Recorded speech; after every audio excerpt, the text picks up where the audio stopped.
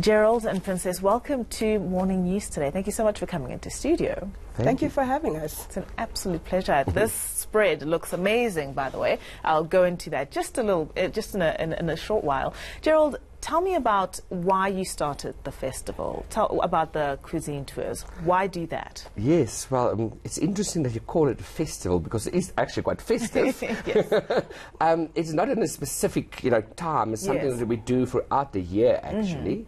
But I mean, we are essentially actually a tour company called Joburg Places, exploring the inner city of Johannesburg. And over the years, as we've been telling the story of the city, it's just become so apparent that the story of Johannesburg is a story of migration. Absolutely. And it's a city of migrants. And the astonishing thing is, if you really had the time, and you also knew where to go, you could probably eat from over 50 African countries just here in downtown Johannesburg, and then, of course, also from all over the world. So our idea was to tell stories through the food of Johannesburg. I mean, I was quite surprised to see you listing Syrian food there. Obviously, we know all sorts of people from all over the world have travelled and settled here, but Syrian food I wasn't quite expecting to see, so that's a pleasant find. Princess, I want to, please could you just unpack for me what we have on the table right over here, and your involvement with the tours.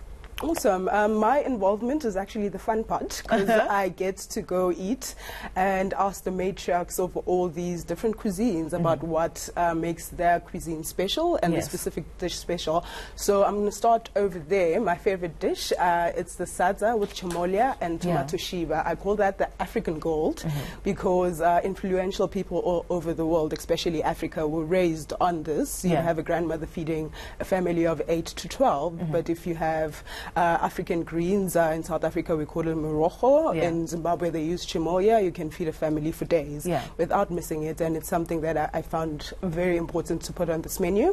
I've got carapau, which is a whole mackerel basically, which is of Mozambican descent, but usually they cook it on coals. I've got a fancy oven, so I do it in an oven. I've got the Cape Malay soup, I've got the baklava, and I've got Chinese dumplings, which are actually quite popular at Zwipi Underground Bar. And lastly, but not leastly, I've got a mango lassi, but unfortunately I've corrupted it and put a little vodka in it, and it's sinfully blissful actually when you try it out. I'd love to dip into the lassi, but not so early. Not so early in the morning. I like the fact that you've with a Greek baklava, you've also got amakip there on the side. We call them amakip. What's the official name for? When I actually who makes it and what when I explain it to visitors that we have on what they are, I call them candied popcorn. Because basically that's what there is. But always when I'm doing whatever I put in my restaurants, our menu is very pan-African, but I have to put my personality in it, and my personality is basically South African flair. So I mix it up a bit. Yeah, that's really fantastic. You spoke about, we just generally, if you've grown up, I guess, in the township, there'll always be a tomato and onion sauce or sort of cooked salsa, right? What I find interesting is this same thing is quite prominent in Chinese cuisine as well, where you'll find this, tomatoes, onions for breakfast, in your in your rice porridge, etc., etc. So you start to see through food the sort of how similar we are in our cultures and the interconnectedness as well. Tell me about the various the various sort of institutions that you find. What do these restaurants look like? Who's cooking? How are they presenting it to the public? And what should I be looking out for, Gerald, as I, if I'm not coming on the tour specifically? What kind of establishments? In our case, for this tasting tour and storytelling experience, Bulewa here, Princess Bulewa, our chef, actually cooks everything so that we can make sure we have the right things ready at the right time for people. But you can, of course, find them all over the city in the quintessential places where migrant communities live. And the best is to go and explore and to chat to the people and learn the secrets. People don't always realize that Johannesburg, for instance, had a massive Chinese community in the early 1900s, just after the major gold rush during the Anglo-Boer War and after.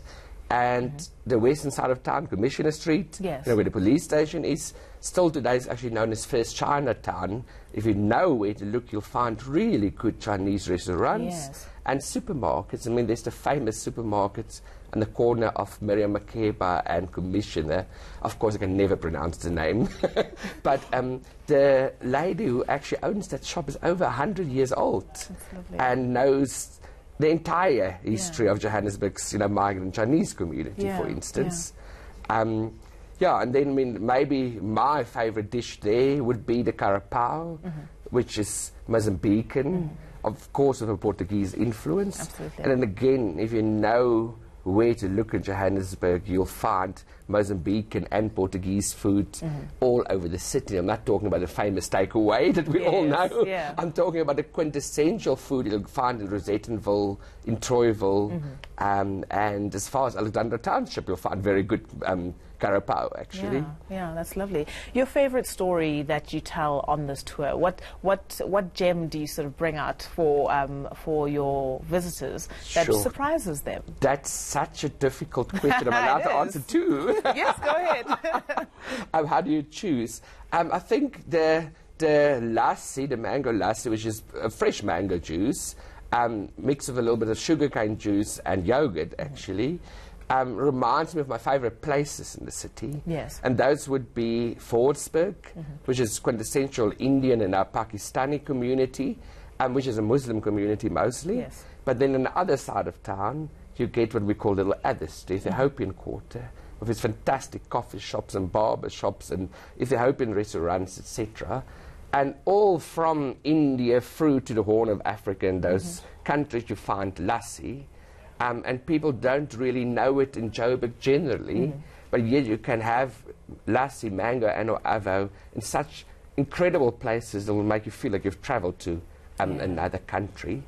And then my favorite story of them all is probably the baklava, which is essentially Greek, actually, but it could be Middle Eastern, could be Mediterranean, could be Syrian, and yes, there are very good Syrian bakeries in Mayfair and Fordsburg these days. Yeah. But I always tell the story of, because we talk about the Mediterranean, of the Italian immigrants, and the fact that so many Italians came here during the Second World War, originally as prisoners of war. They were on the other side of the Second World War at that stage. And then when Italy switched in the middle of the war, the people who were kept in prison here at Zonderwater, just east of Pretoria, were now no longer the enemy. Yeah. And the prison gates were opened and they started integrating with the South African community. And by the end of the Second World War, so many of them went back to Italy and then, of course, found the country in ruins, and they all bought tickets and ships, coming back immediately. And that's why we have such great Italian restaurants in Joburg today. If I'm allowed to mention one, I don't know if I'm allowed to mention a name, but it's the famous Franco's in Parkview, who's actually was created originally by an Italian prisoner of war. We went back to Italy, fell in love with someone there, and bought a ticket on the ship back and left her fiancé behind to marry his brother as a proxy. Oh my. And she returned and came here on her own later, and they opened the restaurant together.